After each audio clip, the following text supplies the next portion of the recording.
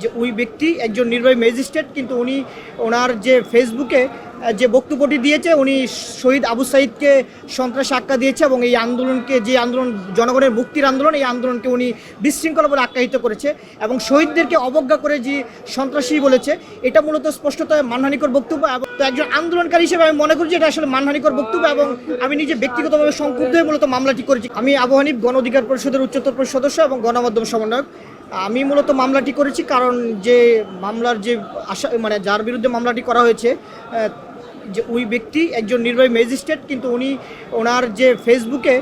যে বক্তব্যটি দিয়েছে, উনি শহীদ আবু সাঈদকে সন্ত্রাসী আখ্যা দিয়েছে এবং এই আন্দোলনকে, যে আন্দোলন জনগণের মুক্তির আন্দোলন, এই আন্দোলনকে উনি বিশৃঙ্খল বলে আখ্যায়িত করেছে এবং শহীদদেরকে অবজ্ঞা করে যে সন্ত্রাসী বলেছে, এটা মূলত স্পষ্টত মানহানিকর বক্তব্য। এবং এটা আমি একজন আন্দোলনকারী হিসেবে এই আন্দোলনে আমি সক্রিয় ছিলাম এবং এই আন্দোলন করার কারণে র্যাব আমাকে তুলে নিয়ে যায়। 2 দিন গুম ছিলাম এবং 11 দিন আমি জেলে ছিলাম। তো একজন আন্দোলনকারী হিসেবে আমি মনে করি যে এটা আসলে মানহানিকর বক্তব্য এবং আমি নিজে ব্যক্তিগতভাবে সংক্ষুব্ধ হয়ে মূলত মামলাটি করেছি কারণ তার এই বক্তব্যটি মূলত এই আন্দোলনকে অবজ্ঞা করা এবং তুচ্ছ-তাচ্ছিল্য করা এবং এই আন্দোলনে যারা শহীদ হয়েছে, যাদের রক্তের বিনিময়ে আমরা একটি নতুন বাংলাদেশ পেয়েছি, তাদেরকে তিনি এই ধরনের যে অবজ্ঞা এবং মানহানিকর বক্তব্য দিয়েছে, তারই প্রেক্ষিতে মূলত আমি সংক্ষুব্ধ এই মামলাটি করেছি। জি, উনি মূলত শহীদদেরকে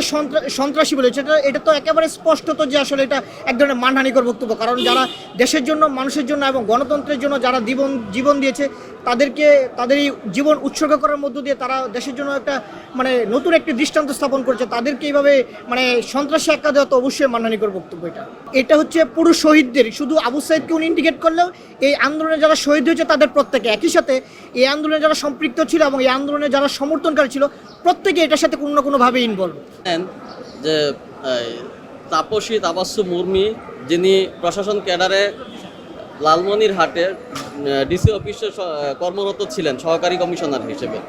একজন সরকারি গেজেটেড কর্মকর্তা হওয়ার পরও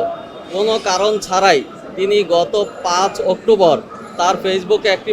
পোস্ট করেন। সেই পোস্টে তিনি অপ্রাসঙ্গিকভাবে কোনো কারণ ছাড়াই এই আন্দোলনে যিনি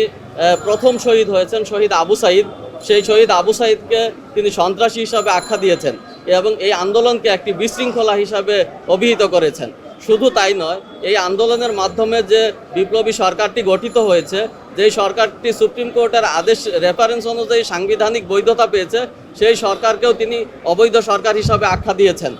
সরকারের বিষয়টা আমরা সরকারের উপর ছেড়ে দিয়েছি, কিন্তু যখন এই আন্দোলনে যিনি আজকের বাদী তিনি সম্পৃক্ত ছিলেন এবং তিনি সরাসরি মাঠে থাকার পাশাপাশি কারা নির্যাতিত হয়েছেন, তাই তিনি সংক্ষুব্ধ হয়ে তার এই বক্তব্যে সংক্ষুব্ধ হয়েছেন এবং শহীদদের প্রতি অবমাননা ও আন্দোলনের প্রতি যে তিনি বিতৃষ্ণা ছড়িয়েছেন, এই ঘটনাটি উল্লেখ করে আজকে এই মানহানি এবং হুমকির অভিযোগে দণ্ডবিধির 500, 501 এবং 506 ধারায় আমরা পল্টন থানার বিজ্ঞ আমলি আদালত আদালত নম্বর 28, বিজ্ঞ বিচারকের নাম হচ্ছে মোহাম্মদ জাকির হুসাইন, ওনার আদালতে আমরা একটি মামলার আবেদন করি এবং বিজ্ঞ আদালত বাদীর জবানবন্দি গ্রহণ করে পরবর্তী আদেশের জন্য রেখেছেন।